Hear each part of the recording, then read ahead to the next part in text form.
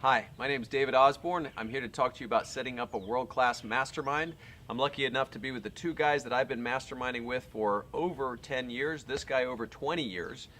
And we want to share with you what works and what doesn't. And let me start with one lesson. When you set up a mastermind, it's very important you choose people that are your peers. If you choose somebody that's too far ahead of you economically or success rate in whatever area you're trying to get good at, they're more of a mentor than a mastermind candidate.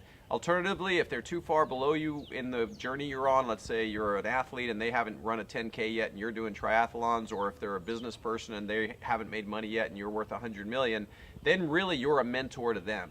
So to set up a great mastermind, you have to have peers, guys that are your equal, more or less, in life. Otherwise, it's unbalanced. So that's my first lesson for you. Choose peers. Pat? Yeah, and one of the keys to masterminding is accountability. Because if you're not keeping each other accountable, then there's really no sense in you masterminding, or it's hard to grow. That which is tracked expands. And so as our part of our mastermind, what we've done for the past couple of decades is tracked things and then asked each other to keep us accountable, whether it's weight, whether it's horizontal income lines, or whether it's relationships. We're constantly going over those items and keeping each other accountable to success in each of those.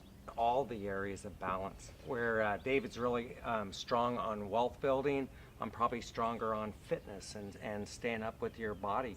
So we hold each other accountable on the things that we're best on and help lift each other where the other one might be weaker. I think that's important, and also consistency. Meeting on a regular basis and making sure you stay up on top of the things that matter to both. Showing up, basically what Tim is saying. You have to show up. If someone doesn't show up to your mastermind, then they probably shouldn't be in it. You have to have people that want it, that have that desire to be in the mastermind. Otherwise, it becomes a chore. You know, you're chasing cats. Tim and Dave and I always showed up. We were always there for each other. We were always anxious and willing and hungry to get on the call and go over goals and talk about getting better. And if you don't have that, we've had other people that have joined the three of us in the past that just didn't have that hunger, and it just didn't work out. They would show up on our calls unprepared. They wouldn't have their goals ready. They didn't know how many times they'd worked out. They didn't know how many calls they'd made. It's really about accountability. It's not a friendship. You end up being great friends. In fact, these two guys are some of my very best friends in the world. They may be my best friends. But ultimately, it's about accountability. Our calls are not about, hey, how was your last vacation? Oh, I'm so happy to hear your kid graduated from school.